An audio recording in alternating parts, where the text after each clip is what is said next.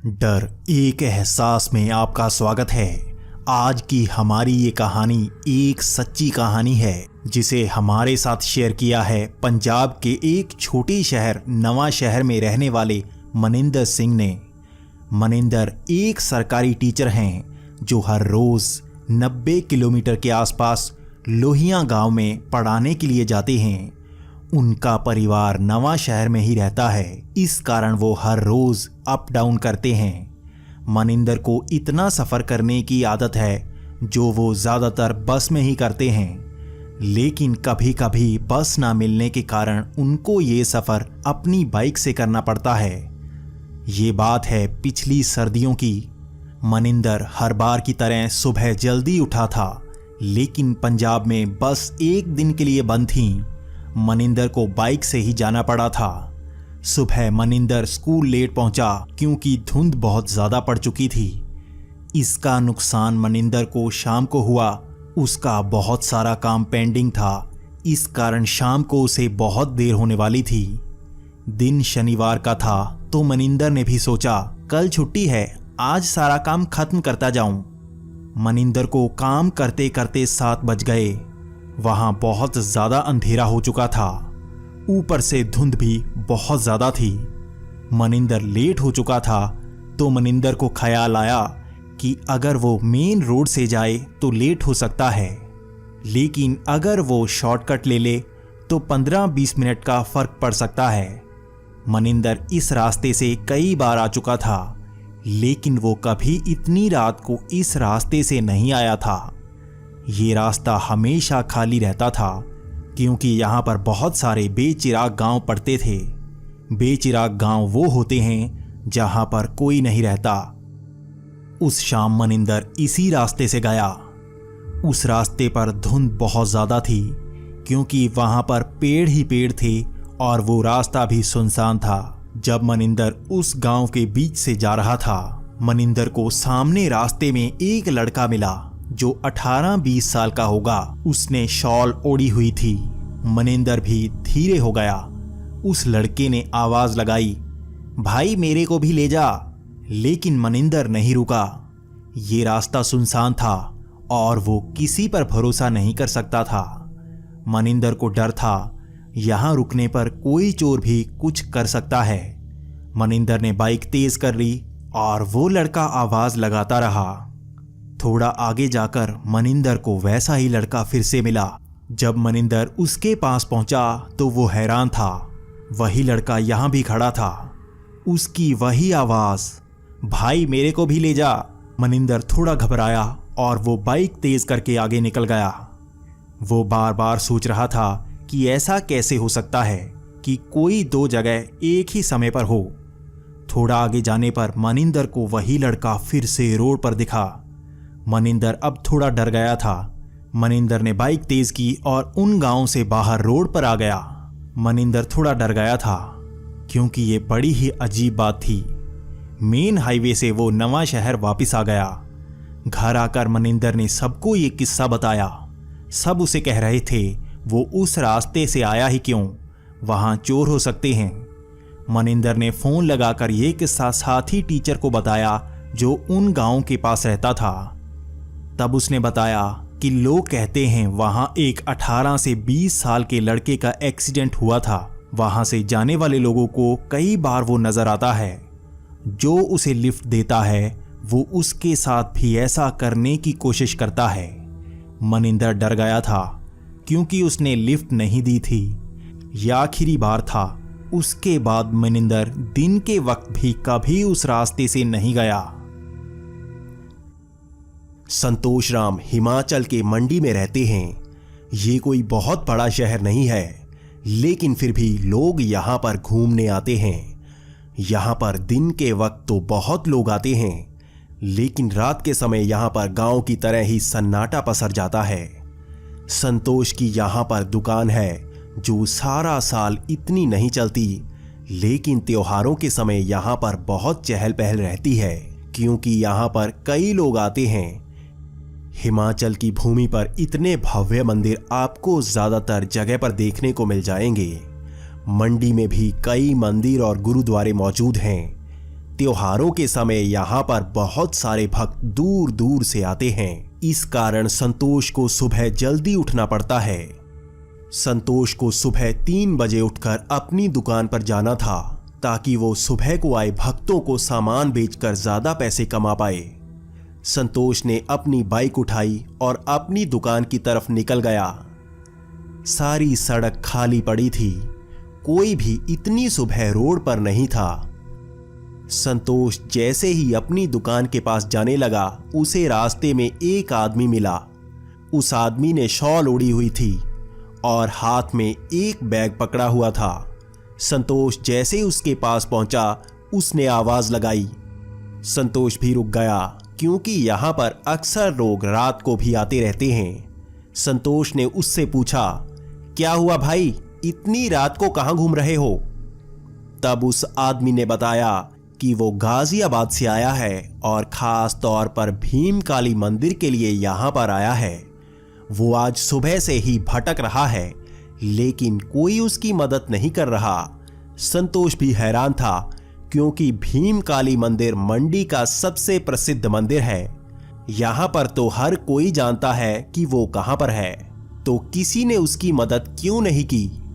तब उस आदमी ने बताया, सुबह ही वो बस से आया है, हर किसी को उसने रोकने की कोशिश की, कोई भी नहीं रुकता, सारे उसे इग्नोर करके आगे जा रहे थे।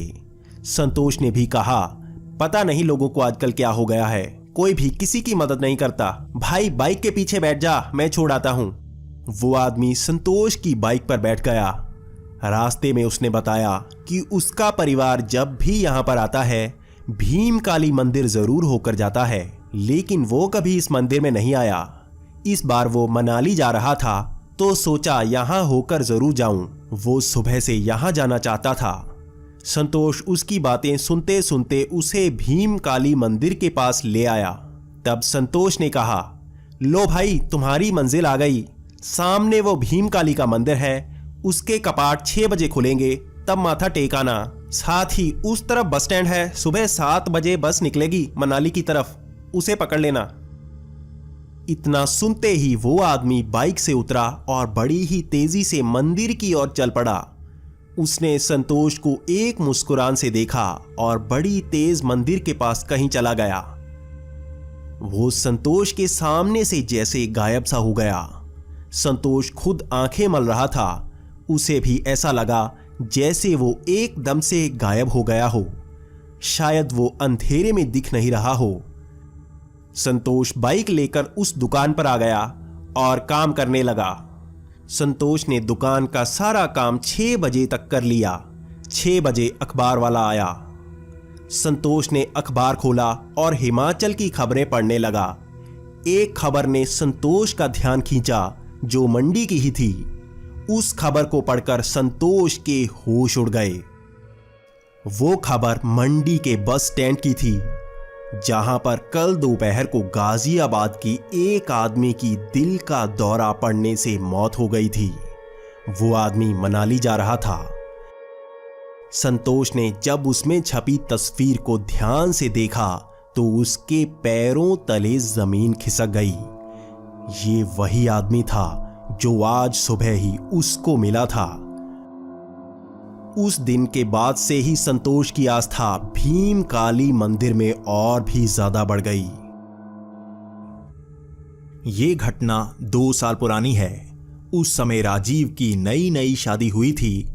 मुंबई में रहने के कारण उन्हें हनीमून पर गोवा ही जाना था। 2-3 दिन तक घर में सारे रीति रिवाज करने के बाद राजीव और उसकी पत्नी अपनी गाड़ी से गोवा की तरफ चल पड़ते हैं। वो नेशनल हाईवे 66 से जाते हैं, जिसे पहले नेशनल हाईवे 17 कहा जाता था। राजीव ने पहले भी कई बेतुकी घटनाओं के बारे में सुना था जो लोगों के साथ इस हाईवे पर हो चुकी थी। इस हाईवे को भूतिया हाईवे कहा जाता है, लेकिन राजीव इन बातों पर यकीन नहीं करता था, तो वो अपनी गाड़ी से दोपहर का खाना घर में ही खाकर चल पड़ते हैं। ये सफर लगभग 600 किलोमीटर का था, जिसमें 10 से 12 घंटे का समय तो आराम से लग जाता है। ये नेशनल हाईवे 66 मुंबई गोवा से होता हुआ कन्याकुमारी तक जाता था। इस रोड की सभी तारीफ करते हैं, इसी के साथ इसकी भूतिया कहानियां भी सुनाते हैं। राजीव इन बातों को कभी नहीं मानता तो वो कभी किसी की बात नहीं सुनता। 6 से 7 घंटे ड्राइव करने के बाद रात शुरू हो गई थी। राजीव भी ड्राइव करके थक सा गया था तो वो रास्ते में एक रेस्टोरेंट पर रुक जाते हैं। यहाँ पर दोनों कुछ नया ट्राई करने की सोचते हैं। वो वेटर से पूछते हैं कि यहाँ की सबसे खास डिश कौन सी है, तो वेटर बताता है कि चिकन कबाब। दोनों मान जाते हैं और 2 प्लेट ऑर्डर कर देते हैं। लेकिन जब चिकन कबाब आया तो दोनों थोड़े परेशान हो गए क्योंकि इसकी क्वांटिटी बहुत ज़्यादा थी। मुंबई में तो इतनी क्वांटिटी नहीं मिलती। ऊपर से दोनों ने ऑर्डर भी 2 प्लेट कर दिए थे। जब दोनों ने कबाब खाए तो दोनों को बहुत ज़्यादा टेस्टी लगे, लेकिन दोनों की लिमिट एक ही प्लेट में ख़त्म हो गई। तो दोनों ने सोचा कि एक प्लेट वेस्ट क्यों करनी, तो उन्होंने उसे पैक करवा लिया। वो सोच रहे थे रास्ते में फिर भूख लगी तो वो उसे खा लेंगे। बिल देकर वो फिर चल पड़े। तब रात के करीब 11:30 बजे रास्ते पर उन्हें मौसम थोड़ा खराब सा लगने लगा। उन्हें थोड़ा ठंडा सा एहसास होने लगा था। थोड़ी थोड़ी धुंध भी होने लगी थी, जिस कारण अब देखना मुश्किल हो रहा था। ज़्यादातर फरवरी के महीने में ऐसी ठंड नहीं होती। अब राजीव को गाड़ी चलाने में भी परेशानी सी हो रही थी क्योंकि धुंध ज़्यादा ही हो गई थी। तभी राजीव को सड़क के बीच कोई गिरा हुआ दिखा। राजीव डर सा गया। वो गाड़ी को बड़ी मुश्किल से रोक पाया। वो थोड़ा सा घबरा गया था, कहीं गाड़ी उसके ऊपर न चढ़ जाती। तब राजीव देखने के लिए गाड़ी से बाहर निकला। उसकी बीवी भी उसके साथ बाहर आ गई। जब राजीव ने पास जाकर देखा तो उसे पता लगा कि वो कोई पुराना जंपसूट था जो रास्ते पर गिरा हुआ था। राजीव की बीवी भी हंस पड़ी। वो गाड़ी से ज्यादा दूर नहीं थे। जब दोनों गाड़ी के पास आए तो गाड़ी अंदर से लॉक हो गई थी। वो दोनों हैरान थे कि गाड़ी कैसे अपने आप लॉक हो सकती है। वो दोनों गाड़ी को खुला छोड़कर ही तो गए थे। वो बीच सड़क लॉक्ड गाड़ी के बाहर खड़े थे। राजीव ने सोचा कि इतनी रात को गाड़ी कोई खोल तो सकेगा नहीं, तो वो पत्थर उठाकर साइड वाली खिड़की का कांच तोड़ देता है और हाथ अंदर डालकर लॉक खोलता है। राजीव जैसे ही उस पत्थर को फेंकने जाता है, उसकी पत्नी गाड़ी में बैठ जाती है। वो जैसे ही गाड़ी के अंदर बैठती है, उसे ऐसा लगता है कोई उसके मुंह को खरोंच रहा है। वो दर्द के कारण गाड़ी से बाहर आ जाती है। वो राजीव को ये बताती है तो राजीव गाड़ी के अंदर बैठकर देखता है। उसे भी कोई नहीं दिखता, लेकिन उसे भी लगता है कोई उसके मुंह को खरोंच रहा है। राजीव गाड़ी से बाहर आता है और दोनों दहशत में गाड़ी से दूर भागते हैं। दोनों को महसूस होता है ये कोई असाधारण घटना है। इतनी रात को उन्हें कोई गाड़ी आती हुई नहीं नजर आती। आगे चलने पर उन्हें एक छोटा सा होटल नजर आता है। वो दोनों वहां जाकर अपनी बात बताते हैं। तब वहां रिसेप्शन पर बैठा लड़का बताता है कि नेशनल हाईवे 66 को भूतिया हाईवे कहा जाता है, जहां पर ऐसी घटनाएं होती हैं। लोग कहते हैं यहाँ पर 3 अदृश्य चुड़ैल घूमती हैं जो नॉन वेज खाने की भूखी हैं। इस कारण कोई भी नॉन वेज लेकर नहीं चलता। आप लोगों के पास भी नॉन वेज होगा। राजीव को भी वो कबाब याद आते हैं। तब रिसेप्शन पर बैठा लड़का कहता है आप आज रात यहाँ पर रुक जाएं। तो राजीव और उसकी पत्नी उस रात उसी होटल में रुक जाते हैं। अगले दिन जब वो होटल वालों के साथ कार के पास जाते हैं तो सब हैरान हो जाते हैं। गाड़ी का सब सामान बिखरा होता है, लेकिन कुछ भी चोरी नहीं होता। गाड़ी के अंदर जाकर उन्हें पता लगता है वो नॉन वेज कबाब गायब होते हैं। तब राजीव होटल वालों का शुक्रिया करके गोवा की तरफ निकल लेता है। अब से वो भूतिया घटनाओं पर यकीन करने लगता है।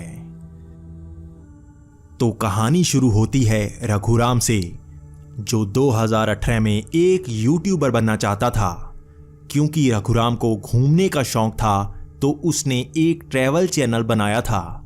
रघुराम ने 2-3 दिल्ली की ही वीडियोस डाली हुई थी, लेकिन उसके बाद रघुराम अपने दोस्त शाहनवाज के साथ शिमला चला गया। रघुराम के पास अपनी कार थी और शाहनवाज के पास एक DSLR कैमरा था। वो सोच रहे थे कि शिमला घूमने तो उन्होंने वैसे भी जाना था, इसी में वो वीडियो शूट करके यूट्यूब पर डाल देंगे। दोनों ने 5 दिन के लिए होटल बुक किया हुआ होता है। दोनों चेक इन करके रेस्ट करते हैं। उसके बाद दोनों शिमला घूमने निकल जाते हैं। क्योंकि दोनों को वीलॉग बनाने का कोई एक्सपीरियंस नहीं था तो पहले दिन दोनों कम ही शूट कर पाते हैं और घूमकर सारा दिन निकाल देते हैं। शाहनवाज पहले से ही कह रहा था कि भीड़ में शायद ही वो अच्छी वीडियो बना पाएंगे। दूसरे दिन दोनों माल रोड घूमते हैं। शाम तक दोनों फ्रस्ट्रेट हो जाते हैं क्योंकि एक्सपीरियंस ना होने के कारण दोनों को ज़्यादा पता नहीं लगता क्या शूट करना है।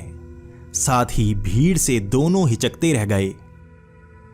शाम को शाहनवाज कहता है कि ऐसे भीड़ वाले प्लेस पर शायद ही वो अच्छी वीडियो बना पाएंगे, तो उन्हें कम भीड़ वाले प्लेस ढूंढने होंगे। रघुराम कहता है हॉन्टेड प्लेसेस ढूंढते हैं, वहां पर फेक पैरानॉर्मल एक्टिविटी दिखा के यूट्यूब पर डाल देंगे। एक तो वीडियो अच्छी बन जाएगी, साथ ही शायद चल भी जाए। तो दोनों शिमला के हॉन्टेड प्लेस देखते हैं।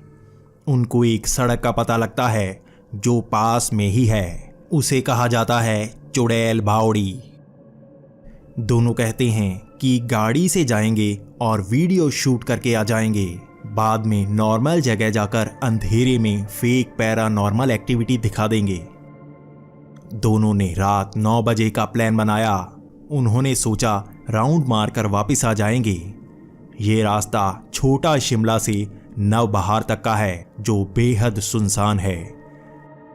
दोनों गाड़ी के एक साइड कैमरा को चिपकाकर निकल पड़ते हैं। शाहनवाज कहता है कि अगर तो कुछ ऐसा हुआ तो गाड़ी भगा लेना, साथ ही रिकॉर्ड भी हो जाएगा। दोनों पहले छोटा शिमला पहुंचते हैं और चुड़ैल बावड़ी पर निकल पड़ते हैं।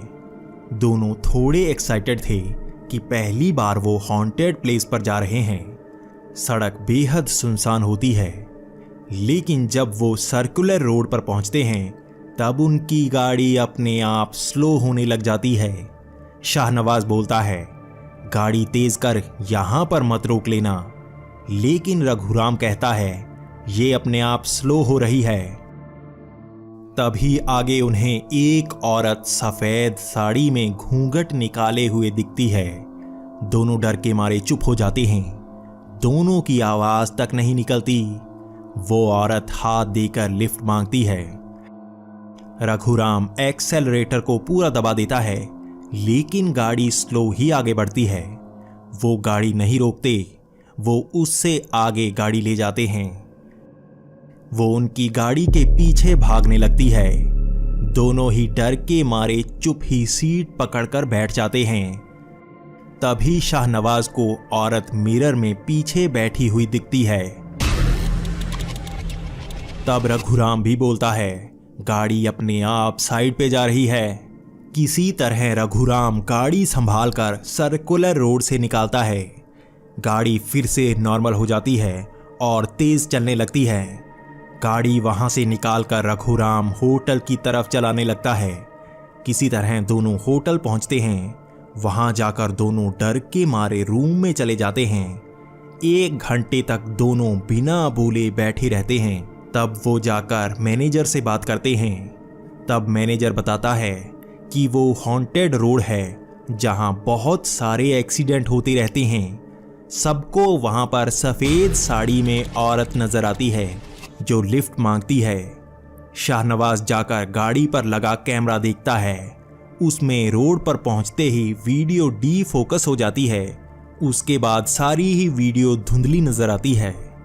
दोनों के पास इस घटना की भी फुटेज साफ नहीं होती। ये दोनों के लिए एक डरावना एहसास रह जाता है, जिसके बाद अब तक दोनों कभी हॉन्टेड प्लेस पर नहीं गए। जीवनराम बुंदेलखंड के एक छोटे से गांव में रहते हैं। ये घटना उनके साथ 5 साल पहले हुई थी। जीवनराम गरीब घर में रहते हैं और काम भी लकड़ी का सामान और टोकरी बनाने का करते हैं। उस समय उनकी आर्थिक हालत भी कमजोर थी और उनके घर में किसी की मौत होने के कारण शोक का माहौल था। जीवनराम अपने परिवार वाले की मौत के बाद अंतिम संस्कार भी करवा चुके थे और अस्थि विसर्जन भी कर चुके थे, वो भी पूरे रीति रिवाजों के साथ। लेकिन इसके बाद उन्हें बहुत ज्यादा परेशानी का सामना करना पड़ रहा था। उन पर आए दिन कोई ना कोई नई मुसीबत आ रही थी। कभी तो कोई आर्थिक मुसीबत आ जाती और कभी घर का कोई सदस्य बिगड़ी सेहत का शिकार हो जाता। जीवनराम को समझ नहीं आ रहा था कि क्या हो रहा है। जीवनराम को कई रिश्तेदार यही कह रहे थे कि उनसे अंतिम संस्कार में कोई ना कोई कमी रह गई होगी, इसी कारण उन पर कोई ना कोई मुसीबत आ रही है। जीवनराम को भी लगने लग गया था कि हो सकता है ऐसा ही हो, तो जीवनराम पुजारी के पास भी चला गया और पूजा पाठ भी करवा आया, लेकिन उसके मन को तसल्ली नहीं मिल रही थी। तब गांव में एक तांत्रिक आया हुआ था। सब गांव वाले कह रहे थे कि वो जीवनराम का काम करवा सकता था, तो जीवन भी उस तांत्रिक के पास चला गया। तांत्रिक ने बताया कि कोई आत्मा उनके घर में उनके साथ ऐसा कर रही है, तो जीवन को एक काम करना होगा जिससे वो उस आत्मा से पीछा छुड़ा सकता है। उस तांत्रिक ने बताया कि जीवन को अमावस की रात को किसी शमशान में लगे पीपल के पेड़ के नीचे 7 दिए जलाकर रखने होंगे। इसी के साथ तांत्रिक की दी हुई चीजों को भी रखना होगा। जीवन मान गया।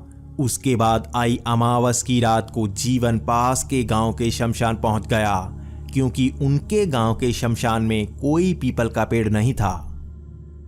शमशान का गेट भी खुला हुआ था। समय आधी रात का था, तो आसपास भी कोई नहीं था। जीवन शमशान के बीचों बीच पीपल के पेड़ के पास गया। वहां पर उसने 7 दिए जलाए और तांत्रिक का दिया सामान रखकर बाहर आने लगा, तो उसे ऐसा लगा उसके पीछे कोई है। जीवन डर गया और तेजी से बाहर आने लगा। तभी उसे पीछे गहनों के खनकने की आवाज आने लगी। जीवन ने एक बार भी पीछे मुड़कर नहीं देखा। जब जीवन गेट के पास पहुंचा तो पीछे से किसी लड़की ने उसे आवाज लगाई। जीवन बहुत डर सा गया था और बाहर की तरफ भागने लगा। पास पहुंचने पर उसे पता लगा कि गेट पर बाहर से ताला लगा था। वो लड़की पीछे से बार बार उसे बुला रही थी, लेकिन जीवन ने पीछे ना देखते हुए दीवार फांदकर बाहर भागना चाहा। जीवन दीवार फांदकर वहां से भाग निकला। जीवन उस गांव से भागता हुआ सीधा घर आ गया। अगले दिन जीवन उसी गांव गया और शमशान की देखरेख करने वाले व्यक्ति के पास जाकर उसे बताने लगा। तब उस व्यक्ति ने बताया, भाई तू पागल है क्या? शमशान के पीपल पर भूत प्रेतों का डेरा होता है। अगर वो उनके बुलाने पर पीछे देखता तो जान से ज्यादा।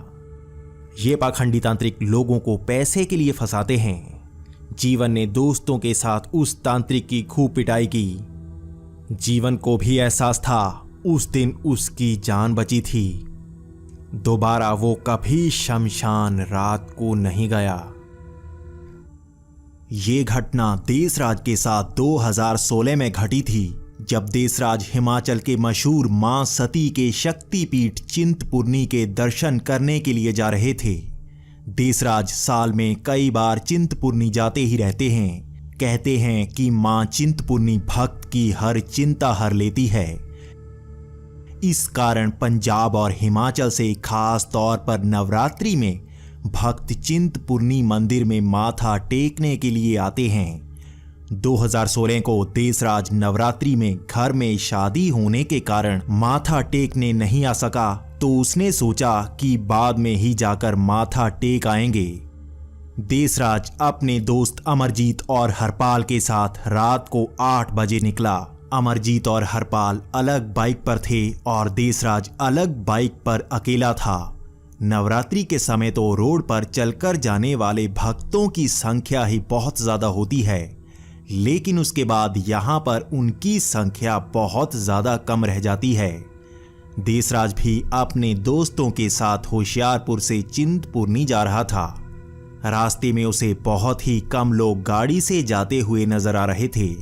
देसराज भी अपने दोस्तों के साथ मस्ती करता जा रहा था। देसराज बाइक को तेज करके अकेला ही बहुत आगे निकल जाता है। उसके दोस्त पीछे रह जाते हैं। आगे रास्ता बेहद ही सुनसान हो जाता है। तभी देसराज की नजर एक आदमी पर पड़ती है। उसने सर पर माता के नाम की चुनरी पहनी होती है। वो देसराज को हाथ देकर रुकने को कहता है। देसराज भी बाइक को रोककर उसे बाइक पर बिठा लेता है। उसके बाद देसराज बाइक को थोड़ा धीरे चलाने लगता है। वो आदमी भी देसराज से बातें करने लगता है। देसराज उस आदमी से पूछता है कि वो कहां से आया है, तो वो बताता है कि वो जालंधर के एक छोटे से गांव से आया हुआ है। वो एक बार माता के दर्शन करना चाहता है, लेकिन वो चल चल कर थक चुका है, इसीलिए किसी के आने का इंतजार कर रहा था जो उसे माता चिंतपूर्णी मंदिर तक पहुंचा दे। तभी देसराज के दोस्त भी उसके पास ही पीछे दिखने लगते हैं। तब देसराज गगरेट कस्बे से होता हुआ तेजी से निकल जाता है। उसके दोस्त उसके पीछे ही रहते हैं। वो आदमी देसराज को बताता है कि वो कभी मां चिंतपूर्णी नहीं आया। जब वो बहुत छोटा था तब शायद वो आया हो, लेकिन वो अब एक बार यहां आकर देखना चाहता है। देसराज भी तब उसे रास्ता बताने लगता है कि यह गगरेट कस्बा है, इसके बाद आगे मुबारकपुर आएगा और फिर माता चिंतपूर्णी की चढ़ाई शुरू हो जाएगी। बातों बातों में रास्ता कैसे निकल गया देसराज को पता नहीं चला। आगे माता चिंतपूर्णी के मंदिर की लाइट्स पहाड़ी के नीचे से नजर आ रही थी। देसराज भी बता रहा था कि वो देखो हम पहुंच ही गए, मंदिर तो यहां से नजर भी आ रहा है। कुछ ही समय बाद देसराज चिंतपूर्णी के बस स्टैंड पहुंच जाता है और कहता है यहां से चलकर जा सकते हैं, 6 बजे शायद कपाट खोलेंगे, तब साथ चलते हैं। तभी देसराज देखता है बाइक के पीछे कोई नहीं बैठा। वो हैरान हो जाता है कि वो आदमी कब और कहां उतर गया, उसे तो पता भी नहीं चला। उसे आसपास कोई नजर नहीं आता। तभी अमरजीत और हरपाल भी उसके पास आ जाते हैं। देसराज जैसे ही उनको ये बताता है तो वो हंसने लगते हैं कि बस कर, मजाक मत कर। उन दोनों की बात सुनकर देसराज भी हैरान रह जाता है। वो दोनों बताते हैं कि वो पीछे से देखते आ रहे हैं कि वो अकेला ही तो आ रहा था और हवा में हाथ हिलाकर पता नहीं किससे बातें कर रहा था। देसराज डर सा जाता है, लेकिन जब वो माता चिंतपूर्णी के मंदिर की तरफ देखता है तो उसका सारा डर निकल जाता है, क्योंकि वो जानता है कि मां चिंतपूर्णी सबके कष्ट हर लेती है, चाहे वो इंसान हो या प्रेत। ऐसी घटनाएं यहां सुनने को मिलती हैं, लेकिन पहले देसराज इन पर यकीन नहीं करता था। इसके बाद देसराज का यकीन चिंतपूर्णी मंदिर में और ज्यादा बढ़ गया। मैं उत्तर प्रदेश का रहने वाला एक किसान हूं जो सारा साल फसल की चिंता में रहता है। जब फसल पक जाती है तब मन को शांति मिलती है। मेरी फसल भी जब पक कर तैयार हो गई थी तब उसकी कटाई करवाकर उसे ट्रैक्टर ट्रेलर में लोड करवा दिया। सारा दिन लोड होने में लग गया। शाम को मुझे ही उस ट्रैक्टर को चलाकर मंडी तक पहुंचाना था। वैसे भी रात के समय रोड खाली होता है तो थोड़ी आसानी भी हो जाती है। मैं भी रात को 10 बजे ट्रैक्टर लेके निकला। सफ़र 80 किलोमीटर का था और इसमें 2 से 4 घंटे का समय लग जाता है, क्योंकि सड़क भी खस्ता हाल है। रास्ते में पड़ने वाले बीहड़ भी सुनसान ही थे। जब 1 घंटे बाद मैं उस बीहड़ से गुजर रहा था तब एक आदमी रास्ते में खड़ा मिला। उसका ट्रैक्टर साइड पे लगा हुआ था। मैंने भी अपना ट्रैक्टर रोककर उससे पूछ ही लिया, क्या हुआ भैया? उसने भी मुझे जवाब दिया, ट्रैक्टर खराब हो गया, मुझे साथ ले जाओ। वो भी मेरे साथ ट्रैक्टर पर चढ़ गया। तब मैंने उससे कहा, शहर के पास कोई मैकेनिक मिल जाएगा, आ जाओ। तब हम दोनों एक साथ जा रहे थे। हम दोनों ही खेती की बातें कर रहे थे कि कैसे फसल इस साल कम ही हुई है और बारिश भी तो नहीं हुई है। लेकिन उसकी बातें बहुत ही अजीब सी थीं। वो बार बार 3 साल पुरानी फसल की बातें ही कर रहा था। इस साल की फसल के बारे में तो वो हर बार यही कह रहा था कि उसे नहीं पता इस साल फसल का हाल क्या रहा होगा। मैं भी हैरान था कि इस साल की बातें तो हर तरफ किसान कर रहा है। इस साल ही पिछले 10 सालों से सबसे कम बारिश हुई है। पहले तो वो फसल की बातें कर रहा था, लेकिन उसके बाद उसकी बातें और भी अजीब होती जा रही थी। अब वो बातें कर रहा था, किसान का तो और भी बुरा हाल है, हम जितनी मर्जी मेहनत कर लें हमारी फसल का रेट कम ही पड़ता है। मंडी में एक धोखेबाज बैठा है, वो सबको ठगता रहता है। वो बार बार उसकी बुराई करता जा रहा था। वो बार बार मरने की बात कर रहा था। ऐसे धोखे से तो मरना ही बेहतर है। मैं उसे बार बार समझा रहा था, ऐसा नहीं करना चाहिए, उसकी कंप्लेंट करनी चाहिए। तो उसका कहना था, अब तो मैं कुछ नहीं कर सकता था। उसकी बातें धीरे धीरे अजीब होती जा रही थी। एक तो अंधेरा, ऊपर से बीहड़। मैं थोड़ा सा डर रहा था। मैं उससे ये कह रहा था, भाई ऐसी बात मत कर, यहाँ कोई भूत प्रेत पीछे पड़ जाएगा। उसका कहना था, भूत प्रेत कुछ नहीं होता, मैं इस पर यकीन नहीं करता। इसके बाद अब बस वो बीहड़ खत्म होने ही वाले थे। अब उसकी हरकतें बहुत ही ज्यादा अजीब हो गई थी। वो बार बार ट्रैक्टर का स्टीयरिंग पकड़ रहा था। वो मुझे बार बार रोकने की कोशिश कर रहा था। वो नहीं चाहता था मैं फसल लेकर मंडी जाऊं। वो तो जैसे मेरे साथ जबरदस्ती सी करने लगा था। तब खींचकर मैंने उससे कहा, अबे मरना है क्या? उसका जवाब बहुत डराने वाला था। उसने कहा, और कितनी बार मरूंगा मैं? इसे सुनकर मैं डर गया था। मैंने तब ट्रैक्टर भी तेज कर लिया। जब मैंने साइड में देखा तो वो मेरे साथ था ही नहीं। वो ट्रैक्टर से तो उतरा ही नहीं था। आखिर ये कैसे हो सकता है? उस रात मैं मंडी पहुंचा। अगले दिन मैंने वहां सबको ये घटना सुनाई तो मुझे एक आदमी ने बताया कि एक किसान की फसल में यहां धोखाधड़ी हुई थी। 3 साल पहले उस किसान ने उसी बीहड़ में आत्महत्या कर ली थी। कहते हैं उसकी आत्मा आज भी उसी वीरान में घूमती है। जब मैंने पूछा कि उस आदमी के साथ क्या हुआ जिसने उसको धोखा दिया था, तो उसने बताया उसका एक्सीडेंट भी इसी वीरान में हो गया था। आज भी उस किसान का चेहरा मेरी आंखों के सामने ही आता रहता है। मैं पास के ही एक गांव का रहने वाला हूं जहां पर ट्रांसपोर्ट की कमी रहती है। मुझे पुरुलिया जाना था। इसके लिए सबसे अच्छा और सस्ता साधन तो हमेशा ही ट्रेन होती है। लेकिन यहां पर सिर्फ एक ही रेलवे स्टेशन था, बेगुनकोदा रेलवे स्टेशन। हमारे यहां पर इसकी बहुत सारी कहानियां सुनाई जाती हैं। कहते हैं यह एक भूतिया रेलवे स्टेशन है। मैं यहां पर से कई बार दिन के वक्त ट्रेन पकड़ चुका था, लेकिन आज मुझे शाम के 7 बज चुके थे। 2009 में सरकार द्वारा इसे झूठा भूतिया स्टेशन घोषित कर दिया गया था। तब से इसे दोबारा चालू किया गया। 7 बजे अंधेरा हो चुका था और यहाँ पर इस तरह सन्नाटा था जैसे यहाँ पर आसपास कोई रहता ही ना हो। मुझे नहीं लगा था यहाँ पर ऐसा खाली सा माहौल होगा। मैं अब यहाँ बैठकर ट्रेन का इंतजार कर रहा था। मैं अपना मोबाइल चला रहा था।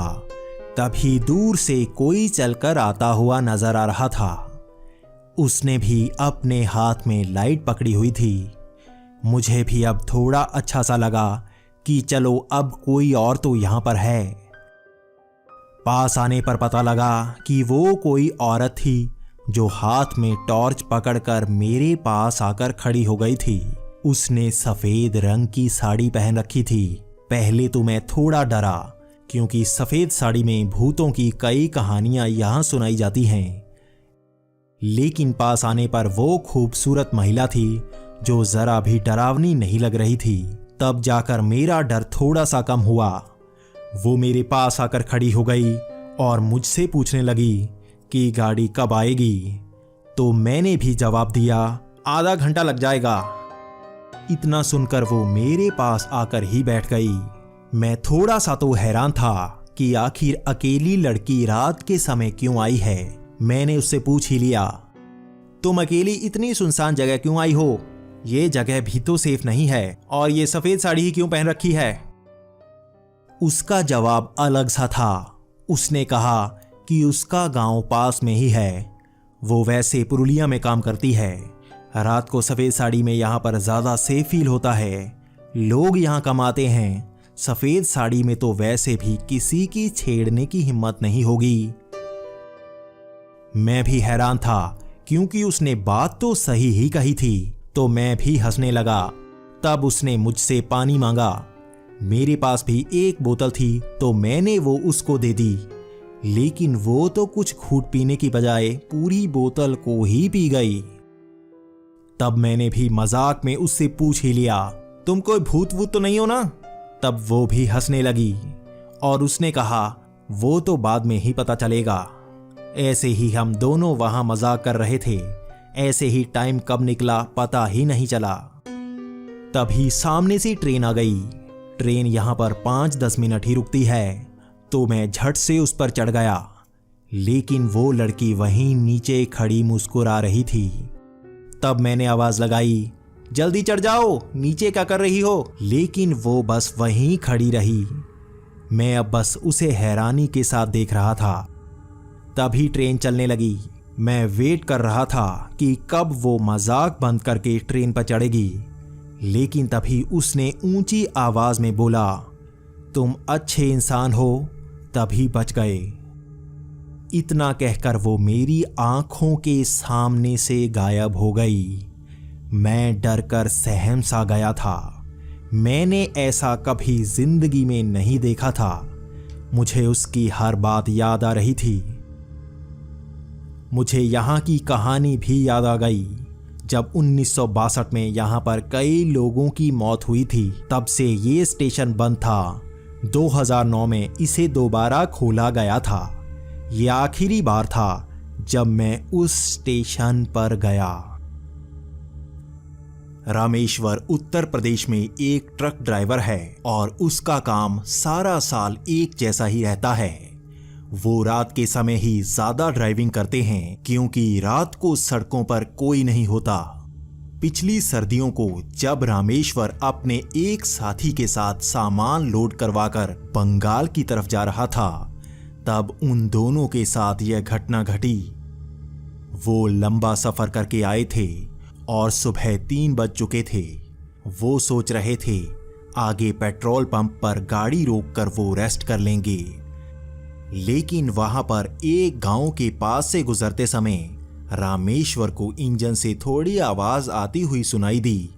रामेश्वर जानता था ऐसी आवाज को इग्नोर नहीं करना चाहिए, लेकिन वो ऐसे ही कहीं रुकना नहीं चाहता था, तो वो ट्रक चलाता जा रहा था। लेकिन अब यहां पर एक गांव के पास से गुजरते समय बारिश के कारण सड़क खराब हो चुकी थी। कल आए तूफान के कारण सड़क पर पेड़ भी गिरा हुआ था। तो रामेश्वर ने सड़क की साइड पर ट्रक को लगा लिया। तब रामेश्वर ने भी अपने साथी से कहा, यहीं रेस्ट करते हैं, सड़क खराब है, सुबह चलते हैं। ट्रक को रोककर दोनों वहीं पर अंदर ही सो गए। थोड़ी देर बाद ट्रक की खिड़की पर किसी ने खटखटाया। जब रामेश्वर ने बाहर देखा तो एक बूढ़ा आदमी था।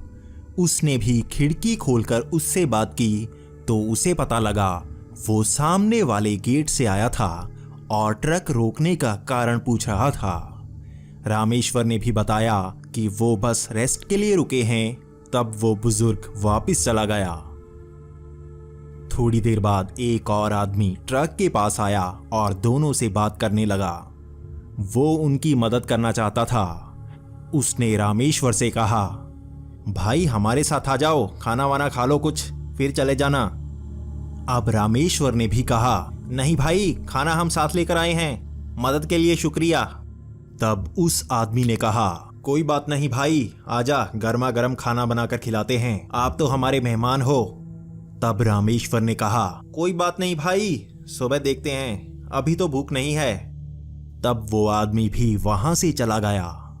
तब रामेश्वर भी अपने साथी से कहने लगा कि ये गांव वाले अच्छे लगते हैं, मदद के लिए आ रहे हैं। ऐसे ही बात करते करते दोनों रेस्ट करने लगते हैं। थोड़ी देर बाद एक और आदमी वहां आता है और ट्रक की खिड़की खटखटाकर उनसे बात करने लगता है। भाई ट्रक में क्यों बैठे हो, गेट के अंदर आ जाओ, हमारे साथ आराम से रेस्ट कर लो। तब रामेश्वर ने भी कहा, मदद के लिए शुक्रिया, ट्रक भी देखना पड़ेगा ना भाई, तो रात को यहीं रहेंगे, आपसे सुबह को मिलते हैं, खाना खाकर ही जाएंगे। इतना सुनकर वो आदमी भी गेट के अंदर चला गया। तब रामेश्वर ने भी अपने साथी से कहा, कल इनसे मिलके जाएंगे और खाना खाकर ही जाएंगे। ये बात करते करते दोनों सो जाते हैं। सुबह होने पर दोनों उठते हैं। रामेश्वर तब ट्रक से बाहर निकलकर देखता है तो उसे वही गेट नजर आता है जहां से रात को वो लोग आ रहे थे। रामेश्वर गेट खोलकर अंदर देखता है तो बहुत घबरा जाता है, क्योंकि उस गेट के अंदर एक कब्रिस्तान होता है। रामेश्वर भागकर बाहर आता है। तब एक बाइक वाला पास से गुजर रहा होता है। वो उसको देखकर पूछते हैं कि आसपास घर कहाँ है। तब वो कहता है, भाई गांव तो बहुत पीछे है, यहाँ पर तो कब्रिस्तान है, बस वैसे ध्यान से रहना कहते हैं, यहाँ लोगों को भूत नजर आते हैं। इतना सुनकर रामेश्वर और उसका साथी बहुत ज्यादा डर जाते हैं और ट्रक स्टार्ट करके वहां से निकल जाते हैं। रामेश्वर के मन में एक सवाल घूमता ही रह जाता है कि अगर वो उन दोनों के कहने पर उस गेट के अंदर चला जाता तो क्या होता। मैं पेशे से एक सिक्योरिटी गार्ड हूं और मैं यह काम पिछले 5 साल से कर रहा हूं। मैंने कई होटल और स्टोर्स में काम किया है। इस बार मुझे एक रिहायशी बिल्डिंग के बाहर नौकरी मिली थी।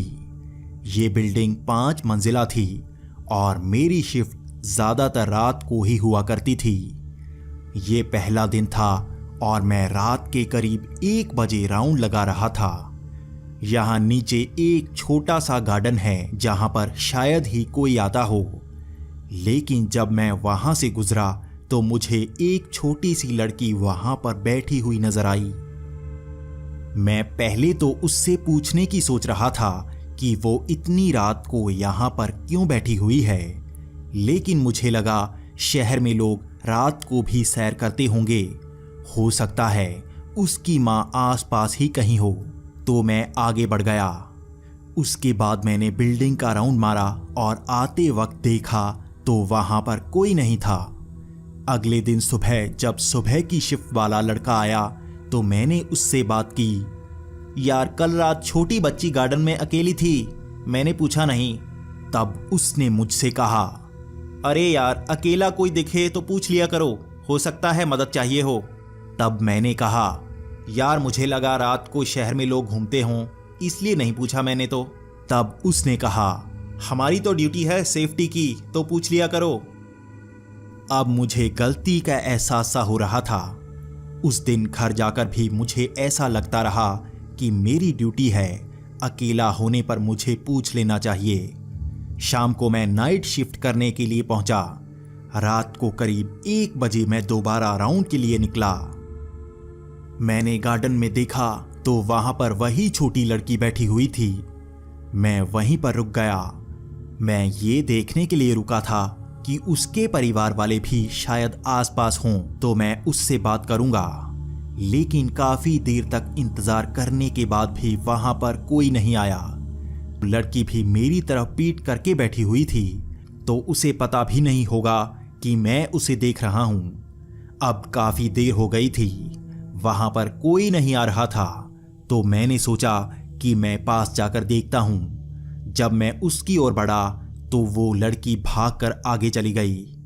आगे पौधे लगे हुए थे, वो उसमें जाकर कहीं गायब सी हो गई।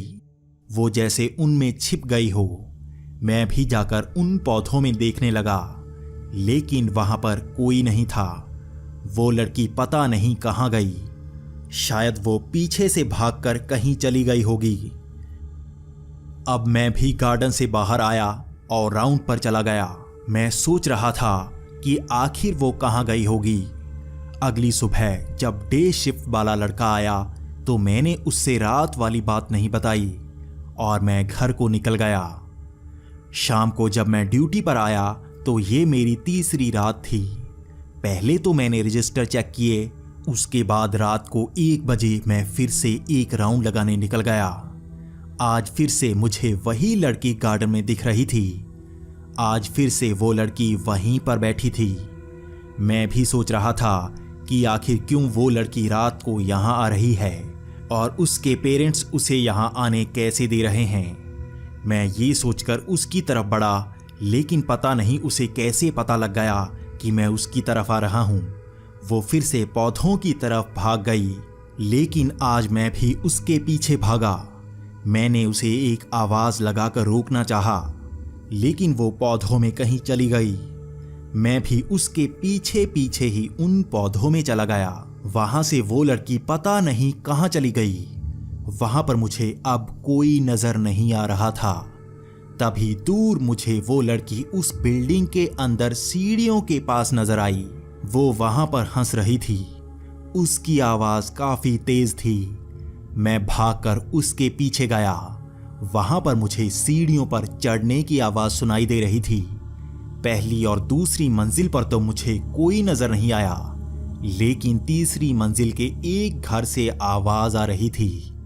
मैंने पास जाकर देखा तो उसी के अंदर से वो आवाज आ रही थी।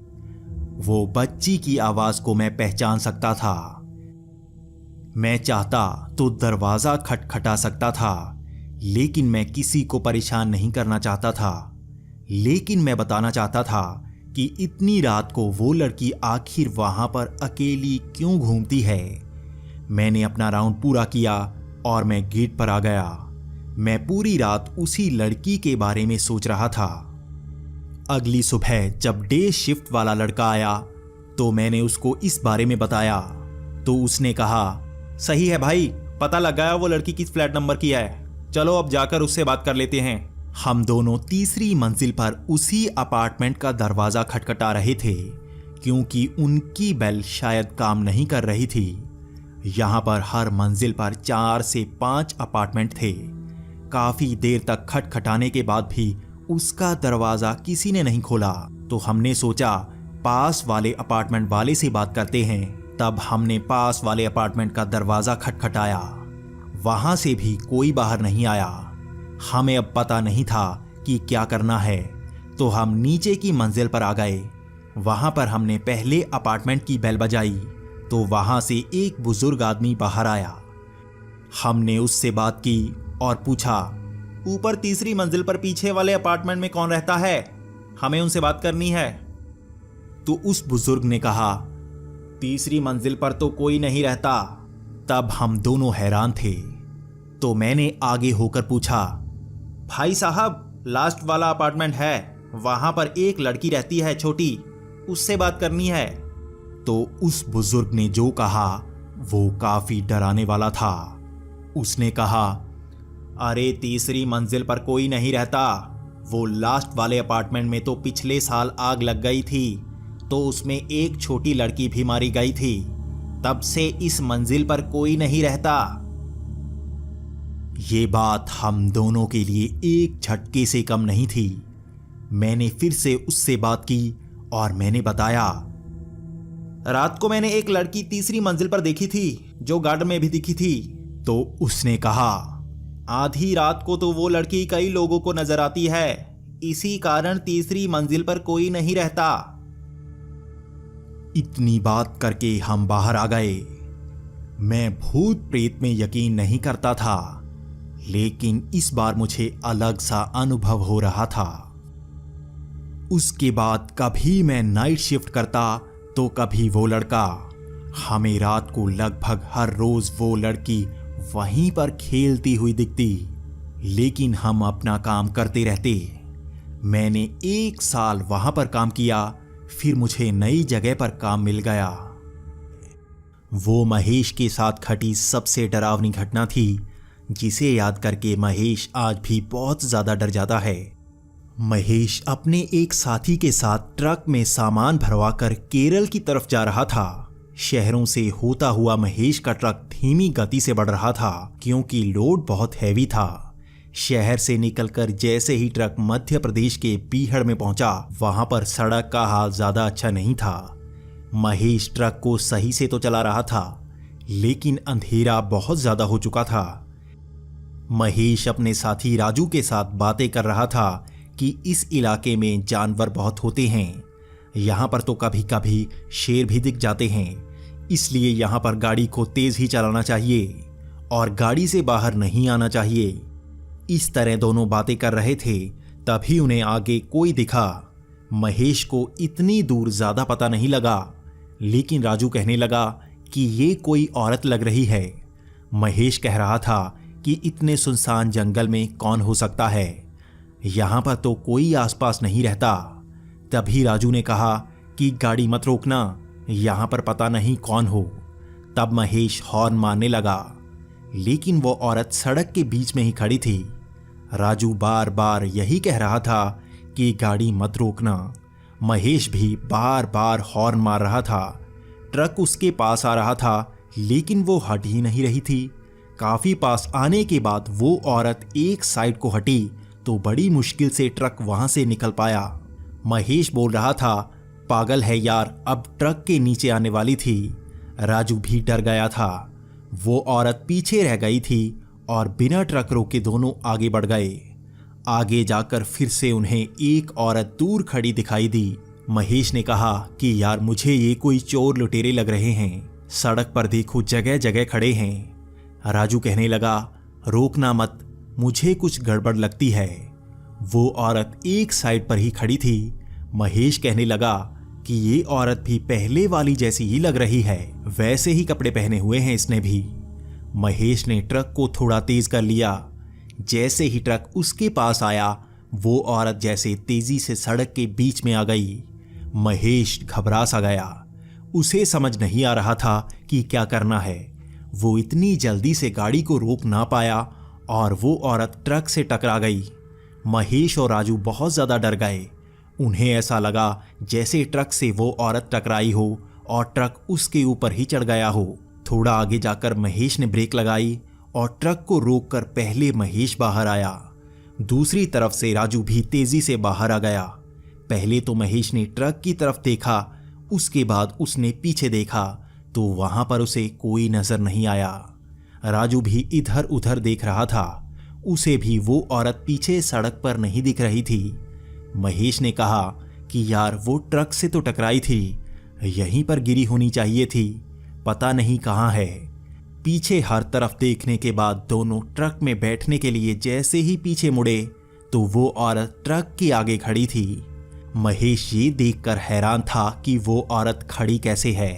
इतनी तेज ट्रक की टक्कर से तो वो कहीं बेहोश होनी चाहिए थी। जैसे ही महेश थोड़ा आगे बढ़ा तो बहुत डर सा गया, क्योंकि उस औरत का चेहरा बहुत ही डरावना था। महेश जान गया था कि वो कोई साधारण औरत नहीं है। वो औरत कह रही थी, मुझे साथ ले लो। महेश का डर के मारे बुरा हाल था। महेश ने डर कर कहा, राजू जल्दी बैठ। जैसे ही महेश ट्रक में बैठा, राजू भी अंदर आ गया। महेश ने साइड विंडो बंद कर ली और ट्रक स्टार्ट कर लिया। वो औरत तभी तेजी से ट्रक की तरफ आने लगी। महेश ने ट्रक तेज कर लिया तो वो औरत ट्रक के साथ भाग रही थी और एक ही बात बोल रही थी, मुझे साथ ले लो, मुझे साथ ले जाओ। महेश ट्रक को तेज कर रहा था तो वो औरत विंडो के पास आई और उसने महेश की विंडो के आर पार बाजू पकड़ ली। महेश बहुत ज्यादा डर गया था। वो औरत तो ट्रक के बाहर थी, लेकिन उसकी बाजू ट्रक के अंदर। महेश डर कर जय बजरंगबली कहने लगा और उस ट्रक को भगा लिया। उस औरत ने भी उसका हाथ छोड़ दिया। महेश ने ट्रक वहां से भगा लिया। वो औरत पीछे उन्हें अंधेरे में गायब होती हुई नजर आई। वो पूरी रात महेश और राजू बजरंग बली का नाम लेते रहे। वो भूत थी या कोई चुड़ैल, इसका पता तो उन दोनों को नहीं है, लेकिन वो ये जानते हैं उस दिन उनकी जैसे जान ही बची थी। आज भी महेश उस घटना को याद करके डर सा जाता है। मेरा नाम राजेश है और मैं दिल्ली का रहने वाला हूँ। ये घटना मेरे साथ 4 साल पहले घटी थी। मैं अपनी गर्लफ्रेंड के साथ शिमला जा रहा था। हम चंडीगढ़ से होते हुए शिमला की तरफ जा रहे थे। समतल सड़कों से होते हुए जैसे ही पहाड़ी इलाका शुरू हुआ, यह देखने लायक तो था, लेकिन गाड़ी चलाने में काफ़ी परेशानी हो रही थी। शायद मैंने कभी पहाड़ों पर गाड़ी नहीं चलाई, इसी कारण मुझे डर सा लग रहा था। समय भी शाम का था, तो ऐसी शाम पहाड़ों को देखकर अजीब सा लग रहा था। पहले तो मैं गूगल मैप की मदद से गाड़ी चलाता रहा, लेकिन बाद में नेटवर्क ही जा चुका था। अब मुझे मुश्किल हो रही थी। साइन बोर्ड को देखकर मैं गाड़ी चला रहा था, लेकिन मिनटों में जैसे वहां बादल आ गया। हल्की हल्की आंधी भी चल रही थी, तो अब सड़क देखने में बड़ी परेशानी हो रही थी। वहां और भी कई गाड़ियां जा रही थी, तो मैं भी उनके पीछे ही चल पड़ा। एक सफ़ेद गाड़ी आगे जा रही थी, मैं उसके पीछे जा रहा था। कोई साइन बोर्ड नहीं आ रहा था, इस कारण पता भी तो नहीं चल रहा था। मैं बार बार फ़ोन को देख रहा था, कहीं तो नेटवर्क आ जाए तो पता चले मैं जा कहाँ रहा हूँ। तभी हवा का एक झोंका सा आया, जिसके साथ बहुत सी मिट्टी थी। जब मिट्टी हटी, आगे वाली वो गाड़ी शायद ज़्यादा आगे निकल गई। मैंने गाड़ी तेज़ करनी चाही ताकि मैं उसके पीछे जा सकूं, पर आगे तो कोई गाड़ी नहीं थी। यहाँ अब अंधेरा हो गया था और मैं भी थक गया था। यहाँ रास्ते पर ना तो कोई गाड़ी दिख रही थी और ना ही कोई होटल या रेस्टोरेंट। मैं रुकना चाहता था, लेकिन कुछ आए तभी मैं रुकूं। ये सड़क भी अजीब लग रही थी। कहीं मैं गलत मोड़ तो नहीं ले आया था। मैं अपनी गर्लफ्रेंड रितु से भी यही कह रहा था। रितु भी तो यही कह रही थी कि आराम से चलाओ, आगे जाकर कुछ आएगा। तभी आगे एक होटल आया। इस होटल का नाम इरशाद होटल था। यह एक पुराना सा होटल था, लेकिन देखने में साफ सुथरा लग रहा था। आसपास और कुछ नज़र भी तो नहीं आ रहा था, तो मैंने भी गाड़ी रोक ली। हम दोनों होटल के अंदर गए तो वहाँ रिसेप्शन पर एक लड़की बैठी थी। वो लड़की 20 से 25 साल की लग रही थी। उसने मुस्कुराकर हमें हेलो कहा। हम दोनों ने भी हेलो कहा। उसके बाद मैंने उससे सबसे पहले यही पूछा कि हम शिमला से कितनी दूर हैं। उस लड़की ने पहले थोड़ा मुस्कुराया और उसके बाद उसने कहा कि शायद आप गलत मोड़ ले आए हैं। ये हाईवे से अलग है, लेकिन ये रास्ता भी आगे मेन रोड पर लगता है, लेकिन रास्ता थोड़ा खराब है। अच्छा होगा आप सुबह ही यहाँ से जाएं। मैंने रितु की तरफ देखा। मैं उसका जवाब जानना चाहता था। उसने भी अपना सर हिलाकर हाँ में जवाब दे दिया। ये एक 3 मंजिला इमारत थी और फर्स्ट फ्लोर पर हमें एक कमरा दिया गया। ये होटल पुराना था, इस कारण बंदोबस्त भी ठीक ठाक था, लेकिन साफ सफाई का ध्यान पूरा रखा गया था। हमारी भी मजबूरी थी यहाँ पर रुकना, लेकिन उस लड़की ने हमसे एक रात का किराया ज़्यादा ना लिया। एक रात का किराया और डिनर का रेट बहुत कम था, तो हमें बुरा भी तो नहीं लगा। हमने डिनर किया और गाड़ी से एक छोटा बैग निकाला और कमरे में आ गए। हम दोनों बेड पर लेटकर बातें कर रहे थे कि तभी दरवाज़ा खटखटाने की आवाज़ आई। मैंने दरवाज़ा खोला तो बाहर कोई नहीं था। मैंने दरवाज़ा बंद किया और मैं अंदर आ गया। मैं सोच रहा था शायद साथ वाले कमरे से कोई होगा। थोड़ी देर बाद दोबारा किसी ने वो दरवाज़ा खटखटाया। मैंने बाहर जाकर देखा तो बाहर कोई नहीं था, लेकिन साथ वाले कमरे से चलने की आवाज़ आई। अब मुझे पता था ये साथ वाले कमरे से कोई शरारत कर रहा है। मुझे थोड़ा गुस्सा आया, लेकिन मैं अंदर आ गया। काफी देर तक शांति रही, लेकिन फिर किसी ने दरवाजा खटखटाया। मैं अब गुस्से में था कि क्यों मुझे कोई परेशान कर रहा है। मैं बाहर गया और उस कमरे का दरवाजा खटखटाने लगा। अंदर से कोई आवाज नहीं आ रही थी, लेकिन मैं दरवाजा खटखटाता जा रहा था। मैं जानना चाहता था कि वो मुझे परेशान क्यों कर रहा है। बहुत देर तक दरवाजा खटखटाने के बाद भी कोई बाहर नहीं आया, तो मुझे और भी ज्यादा गुस्सा आया। मैं सीधा रिसेप्शन पर गया। वहां पर वही लड़की बैठी हुई थी। मैंने उससे कहा कि बार बार कोई मेरा दरवाजा खटखटा रहा है, हमें तंग कर रहा है। वो शायद साथ वाले कमरे से है। वो लड़की मुस्कुराई और उसने कहा कि वहां से कोई नहीं आ सकता। तो मैंने गुस्से में कहा कि उसी कमरे से होगा। मुझे आवाज आई थी, लेकिन वो लड़की कह रही थी वहां पर कोई नहीं है। मुझे पूरा शक था वो उसी कमरे से था, तो मैं उसे वहां लेकर गया। उस लड़की के पास उस कमरे की चाबी थी। उसने मेरे सामने वो कमरा खोला तो मैं हैरान था। वो कमरा अंदर से टूटा हुआ था। वहां इतनी मिट्टी थी कि कोई अंदर जाता तो पैरों के निशान छपे होते, जैसे हमारे पैरों के निशान उस मिट्टी पर छप गए थे। मैं खुद हैरान था कि ऐसा कैसे हो सकता है। मैंने खुद इस कमरे से आवाज आती हुई सुनी थी। अब मैंने उससे कहा कि इस कमरे से नहीं तो दूसरे किसी कमरे से वो आया होगा। वो हमें परेशान कर रहा है। तो वो लड़की मुस्कुरा रही थी। उसने कहा कि उस सुनसान रास्ते पर तो कम ही लोग आते हैं, कभी कभार कोई रास्ता भटक कर आ जाता है। आपके सिवा इस पूरे होटल में कोई नहीं है। इस बात को सुनकर मैं खुद हैरान था कि सच में ये सड़क वीरान है, यहां पर कोई नहीं आता होगा।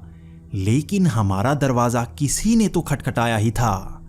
लेकिन उस लड़की का एक ही जवाब था कि आपके सिवा यहां पर कोई नहीं है। अब मैं क्या कह सकता था। मैंने उससे यही कहा कि तुम भी तो यहां हो। वो थोड़ा सा मुस्कुराई और गुड नाइट कहकर वहां से चली गई। मैं भी कमरे में आ गया। रितु मुझसे पूछ रही थी कि क्या हुआ, वो कौन था। तो मैंने कहा कि हमारे सिवा इस होटल में कोई नहीं है। वो भी हैरान थी, लेकिन हम दोनों बेड पर लेट गए।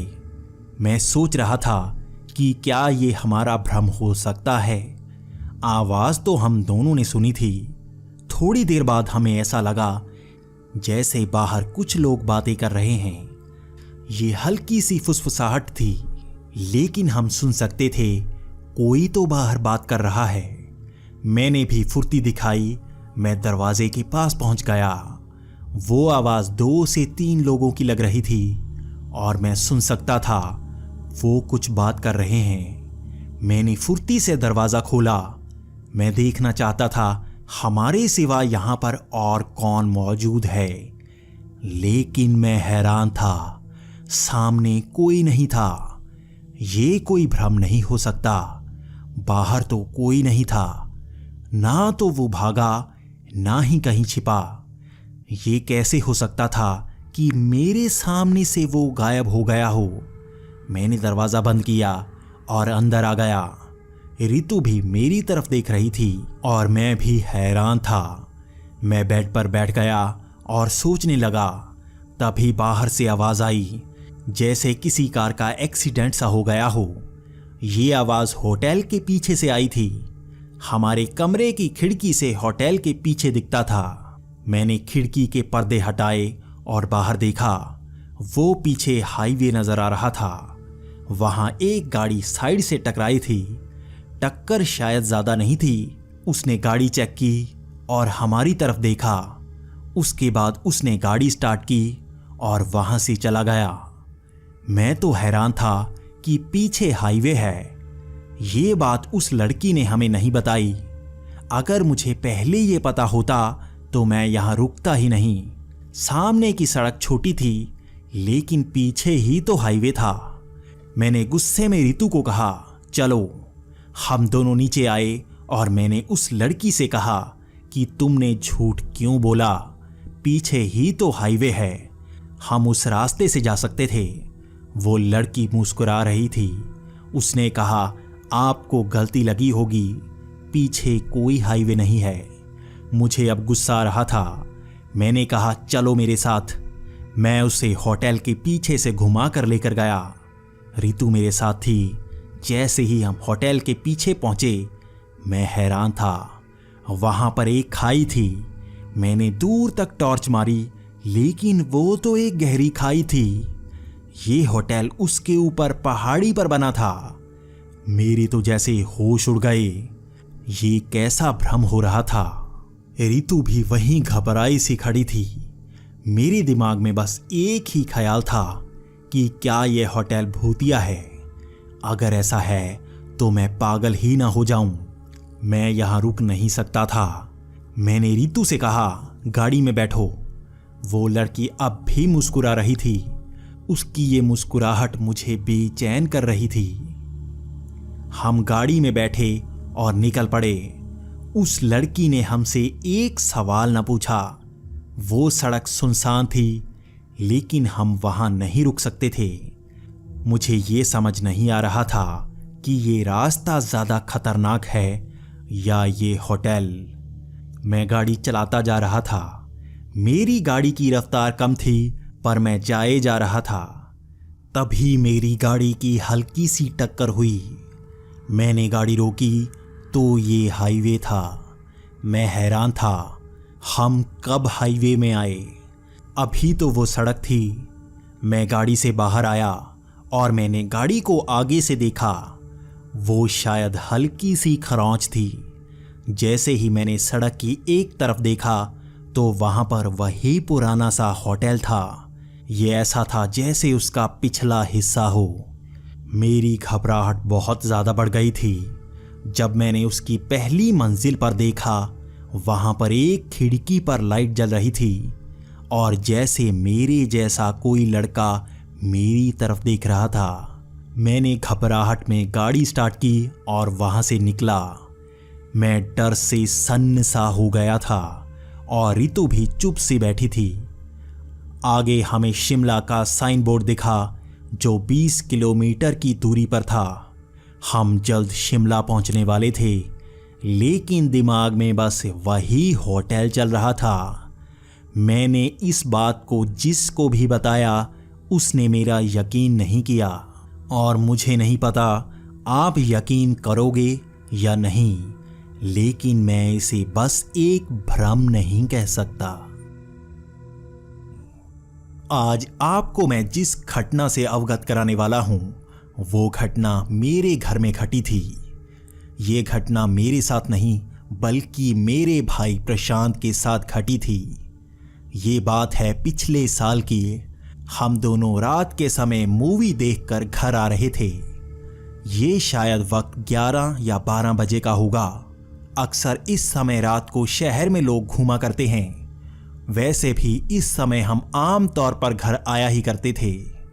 हम भी कई बार मूवी देखते हुए लेट हो जाते थे तो इसी समय घर आया करते थे। ये हमारे लिए कोई नई बात नहीं थी, लेकिन ये दिन कुछ नया था। उस रात मैं अपने भाई प्रशांत के साथ घर आ रहा था। हम एक चौराहे पर पहुंचे। चौराहे पर 4 रास्ते होते हैं और ज़्यादातर लोगों में यही वहम रहता है कि चौराहों पर टूने टोटके किए होते हैं। हम उसी चौराहे से गुजर रहे थे, तभी हमारी नज़र पड़ी एक डूने पर। डूना पत्तों की प्लेट को कहते हैं जिसमें खाना सर्व किया जाता है। उस डूने में कुछ चावल, थोड़ा नारियल, कुछ रोटी और दाल वगैरह थी। पहले हम उसे देखकर हैरान थे कि किसने उसे इस तरह चौराहे पर रखा होगा। मैं प्रशांत को कह रहा था, पता नहीं कौन है जो चौराहे पर इस तरह सामान रख जाता है। प्रशांत मुझे कहने लगा, कई लोग बेवकूफ़ होते हैं जो टूना टोटका करते रहते हैं। इन चीज़ों से कुछ होता तो नहीं है, फिर भी लोग अपना पैसा खराब करते रहते हैं। मैं प्रशांत को कह रहा था, हो सकता है इसमें कुछ भी हो। इसलिए हमें इससे दूर रहना चाहिए। लेकिन प्रशांत कह रहा था कि टूना टोटका कुछ नहीं होता। हम दोनों आपस में बहस किए आगे जा रहे थे। प्रशांत मुझे बार बार कह रहा था कि टूना टोटका कुछ नहीं होता, लेकिन मेरे मन में वहम था। मैंने टूने टोटके के कई किस्से सुने थे। कई किस्से कहानियां तो हमारे शहर में सुनाई जाती हैं। गांव में तो ये कहानियां सुनाई ही जाती हैं, लेकिन शहरों में भी कई लोग हैं जो इसका इस्तेमाल करते हैं। हमारे सामने सबूत था। इस टूने में रखा ये खाना टूना टोटका ही हो सकता है। आखिर कुत्ते के लिए कोई इस तरह से सजाकर खाना क्यों रखेगा? इसी तरह से हम दोनों बातें किए जा रहे थे। प्रशांत मुझे कह रहा था कि मैं कितना वहमी हूं, लेकिन मैं प्रशांत को कह रहा था कि हमें क्या करना, चलो आगे चलते हैं। मैंने ये कहा ही था, तभी प्रशांत ने कुछ कदम आगे भरे, जैसे उसने भागते हुए अपने पैर से उस डूने को उड़ा दिया। उसने सारा खाना नीचे गिरा दिया था। मैं प्रशांत की तरफ देख रहा था कि आखिर वो कर क्या रहा है। प्रशांत ने उस खाने को गिराया और मेरी तरफ देखकर हंसने लगा। वो कह रहा था, देखो टूना टोटका कुछ नहीं होता, ये लोगों का वहम होता है। मैंने देखो कैसे सारा खाना गिरा दिया। मैं प्रशांत को कह रहा था कि मानो ना मानो, चाहे इसे टूना टोटका ना ही मानो, लेकिन ये खाना तो था ही।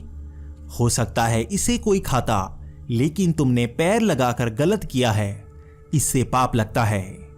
प्रशांत मेरी तरफ देखकर हंस रहा था। ऐसे ही हम बातें करते करते घर को आ गए। घर आकर मैंने किसी से इस बात को नहीं बताया। उसके बाद हम एक ही बेड पर दोनों लेट गए। ये कमरा हम दोनों का था। हम दोनों यहीं पर रहा करते थे। मम्मी और पापा दूसरे कमरे में रहते थे। ऐसे ही बातें करते करते हम सो गए। उसके बाद वक्त होगा सुबह 4 बजे का। अभी अंधेरा ही था, तभी चीखने की आवाज आने लगी। पहले तो मेरी नींद खुली और मैं बाहर की तरफ देखने लगा।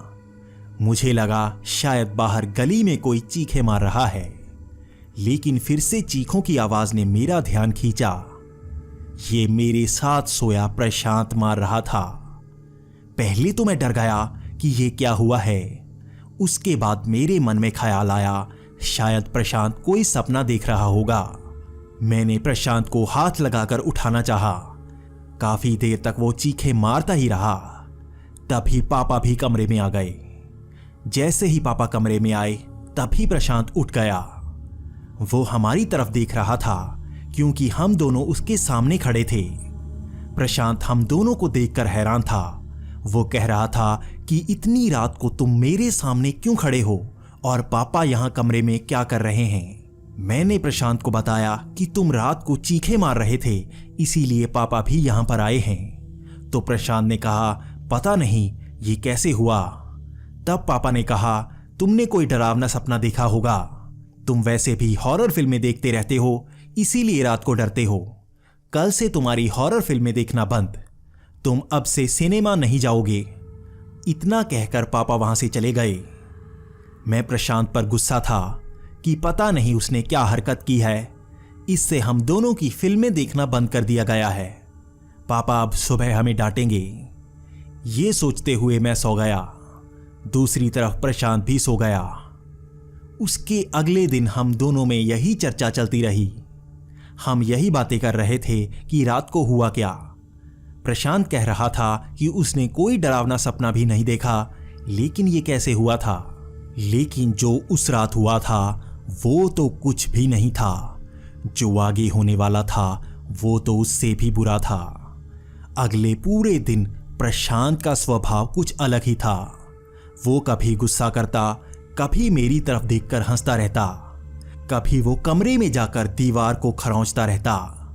पापा भी मुझे पूछ रहे थे कि आज इसे हुआ क्या है, ये कैसी हरकतें कर रहा है। मैंने भी पापा को बताया कि सारा दिन प्रशांत कुछ अजीब था। ना तो उसने मेरे साथ बात की है, बस अकेला ही बैठा हुआ है। उस शाम पापा ने प्रशांत को बहुत डांटा और उसके बाद हम दोनों जल्दी ही सोने चले गए। वो रात पहली रात से बहुत ज्यादा अजीब थी। प्रशांत रात को बार बार उठता और दीवारों पर खरोंचता। कभी वो दरवाज़ा खोलकर बाहर चला जाता और बाहर जाकर बर्तन गिरा देता। पापा बार बार उठकर आते और हमें डांटते। मैं भी सोच रहा था, प्रशांत अब ये करने क्या लगा है? वो ये कैसी हरकतें कर रहा है? मैं प्रशांत से बार बार पूछना चाहता कि क्या हो रहा है, लेकिन प्रशांत मुझे गुस्सा होकर डांटने लगता। वो डांटता भी अजीब बातों पर था जो हो ही नहीं रही थी। वो मुझे कहता, तुम मुझे क्यों मार रहे हो? तुम मुझे क्यों पीट रहे हो? तुम मेरा गला घोंट रहे हो। मैं भी समझ नहीं पाता प्रशांत कैसी बातें कर रहा है। ये बहुत ही अजीब था। ये दूसरी रात थी जो हमने ऐसे गुजारी। उसके बाद तीसरा दिन तो बहुत ही अजीब था। हम जब सुबह उठे तो प्रशांत मेरे कमरे में नहीं था। मैंने कमरे की चारों तरफ देखा तो प्रशांत वहां नहीं था। मैं भागकर बाहर गया कि प्रशांत कहाँ है। जब मैंने बाहर जाकर देखा तो प्रशांत बाहर ही मिट्टी में लौट रहा था। वो बहुत ही अजीब तरह से लौट रहा था जिसने मुझे डरा दिया। प्रशांत की आंखें लाल हो चुकी थी, जैसे मल मल कर उसने अपनी आंखें ऐसे कर ली हों। मैं बहुत ज्यादा डरने लगा था। पापा भी बाहर आए और प्रशांत को ऐसे देखकर वो भी घबरा गए। पापा कहने लगे, क्या हुआ है इसे? 2-3 दिन से ये बहुत ही अजीब हरकतें कर रहा है। मैं भी पापा को बता रहा था, पता नहीं ये कैसी कैसी हरकतें कर रहा है। पापा मुझे बार बार पूछ रहे थे कि आखिर हुआ क्या है। पहले तो मैं समझ नहीं पा रहा था, लेकिन बाद में मेरे दिमाग में ख्याल आया कि प्रशांत ये सब उस डूने को टक्कर मारने के बाद से कर रहा है। हो सकता है वो किसी ने टूना टोटका किया हो जिसे प्रशांत ने लात मारी थी। मैंने पापा को ये सब बता दिया। उसके बाद पापा मुझे डांटने लगे। पापा मुझे कह रहे थे, तुम्हें कितनी बार कहा है ऐसी चीजों पर पैर नहीं रखते, तो क्यों गलती की तुमने? मैं भी समझ गया था कि ऐसे टूने टोटके से दूर रहना चाहिए। उसके 2-3 दिन बाद तक प्रशांत बहुत ही अजीब अजीब हरकतें करता रहा। हम कभी किसी मज़ार पर जाते और कभी किसी मज़ार पर, लेकिन प्रशांत को राहत नहीं आ रही थी। वो तो जैसे दिन ब दिन पागल सा होता जा रहा था। हमें समझ नहीं आ रही थी कि क्या करना है। मज़ार में जाकर हम पैसे खर्च कर आते। कभी वो कैसा टूना टोटका करते, कभी वो कैसा झाड़ा सा करते, लेकिन उसका असर कुछ भी नहीं हो रहा था। हम अब ये समझ नहीं पा रहे थे कि ये बला को कैसे दूर करें। अब प्रशांत बड़ी ही अजीब अजीब बातें करता, जैसे उसके शरीर के अंदर वो नहीं कोई और हो। वो बातें करता कि उसने मुझे मार दिया है। वो इस तरह से मेरे साथ करता था। वो ऐसे बातें कर रहा था जैसे उसके शरीर के अंदर कोई आत्मा आ गई हो। वो बार बार हंसता और मारने की कोशिश करता। उसमें अजीब सी ताकत आ गई थी। इस तरह से राहत ना मिलने के बाद हमारे पड़ोसी ने पापा को बताया कि एक मंदिर में पुजारी है, वो इस तरह के टूने टोटके से छुटकारा करता है, हमें उसके पास जाना चाहिए। इसके बाद मैं और पापा हनुमान जी के उस मंदिर में गए। वहां पर पुजारी ने प्रशांत के सर पर कई तरह की पूजा की। उस पुजारी ने पूछा कि तुमने किस तरह की चीजों को टक्कर मारी थी, तो मैंने उस पुजारी को सब कुछ बता दिया। तो उस पुजारी ने कहा कि वहां पर किसी ने टूना टोटका किया था। ये उसी लड़की की आत्मा है जो प्रशांत के अंदर है। हो सकता है इसे किसी ने जान से मारा हो और उसने टूने टोटके से उससे छुटकारा पाना चाहा है। ये आत्मा उसी खाने पीने की चीजों में थी। अब तुम्हें क्या करना है कि उसी तरह का खाना पीना उसी चौराहे पर रख कर आना है और उससे पहले प्रशांत के सर पर 7 बार घुमाना है और यहीं पर पूजा करनी है। वो पुजारी सही लग रहा था, क्योंकि उस पुजारी ने कहा कि मुझे इस बला के कोई पैसे नहीं चाहिए। मैं चाहता हूं आपको राहत मिले। मैं और पापा भी खुश थे कि वो हमें लूट नहीं रहा, जिस तरह से हम मज़ारों में लुट कर आ रहे थे। हमने मज़ारों में कई हजार रुपए खराब कर दिए थे, लेकिन यहाँ पर पंडित एक भी पैसा नहीं मांग रहा था। हमने वैसा ही किया जैसा उस पंडित ने कहा था। हमने प्रशांत के सर पर वही डूना उसी तरह से घुमाया।